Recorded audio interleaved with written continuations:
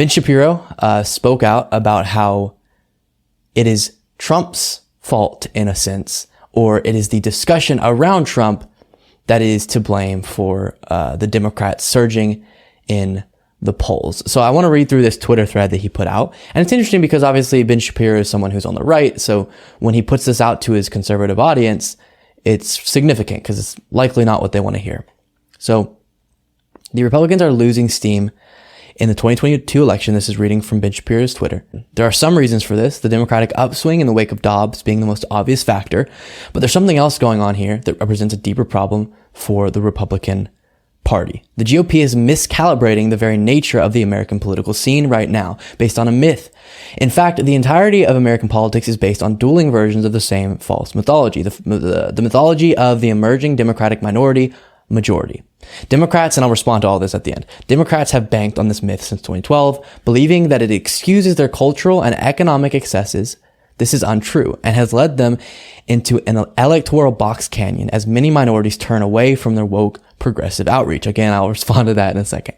Meanwhile, Republicans have also banked on MEDMM to the extent that they believe only a magical person like Donald Trump can defeat it.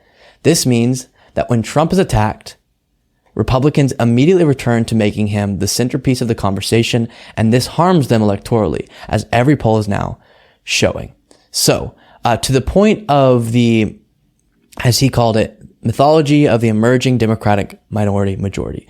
And this idea that pretty much as America changes, it's going to be easier and easier for the Democratic Party to win. And I actually agree a little bit with his analysis there, that the Democratic Party takes this for granted. And that's why you see them just assume, yeah, we're going to get all of the black voters, or we're going to get all of the Hispanic population. And we're seeing increasingly that's not true. They still get majorities of those two that I just listed, but not at all to the extent that I think they expect.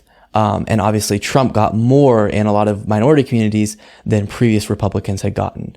And so it's this idea that, hey, because the Republican Party is so bad in these ways, we don't really have to try that hard, and just in opposition to them, we can come off looking really good and get mass amounts of these voters. And that's not going to be true forever.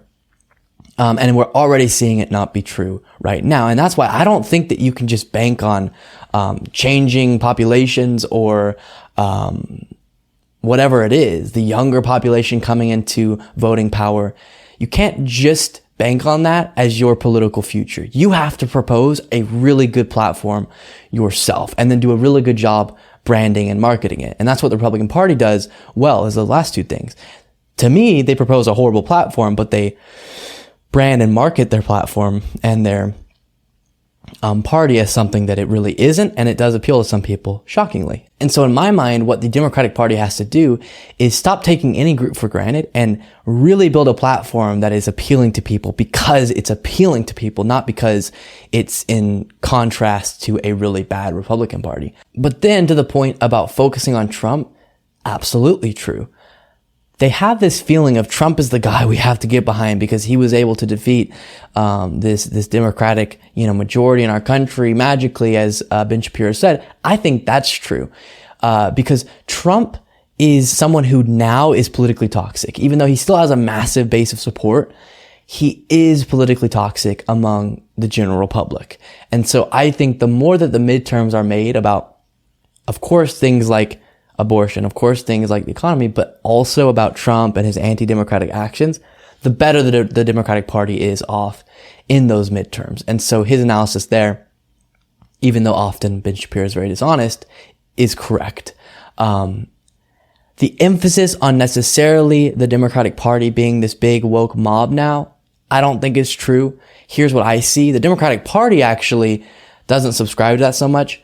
The Twitter far left does get caught up in that sometimes too much. Not sometimes, oftentimes gets caught up in that too much. And so if we can center our messaging as kind of activists of the left, if you want to say that, around the issues that people care about. And of course, we can be concerned with less general appealing issues. Absolutely. The ones that we got to put front of mind in voters and the ones that we have to attach to the Democratic Party's name are ones that have broad appeal. And yes, liberal, progressive policies are much more popular in our country, but then they get sometimes defeated because of better branding and better marketing by the Republican Party.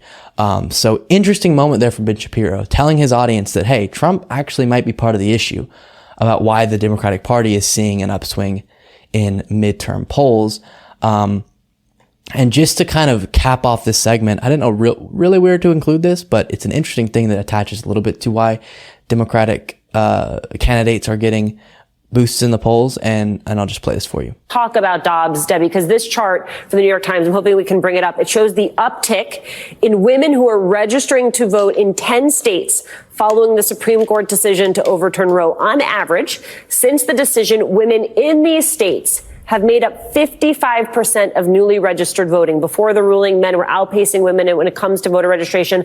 I'm of the belief, Debbie, that this is not very interesting. So as I would have expected, but as we're seeing play a role in these races, or at least in the polling, and then some of the special elections we've seen as well, where you actually get a Republican versus Democrat, the difference is being made by Dobbs, and in a way, it's motivating women voters more now. You know, even though I do believe, as this host went on to say, that this is an issue everyone should be concerned with, men and women, it is definitely motivating women massively and more significantly than men, obviously, because it has the potential to more directly affect them, or they're more able to empathize with those experiences. And so very, very fascinating. I think that, in addition to Trump being more at the center of this conversation right now, is why the Republican Party is not doing as well as they were earlier in the year as far as midterm polling goes.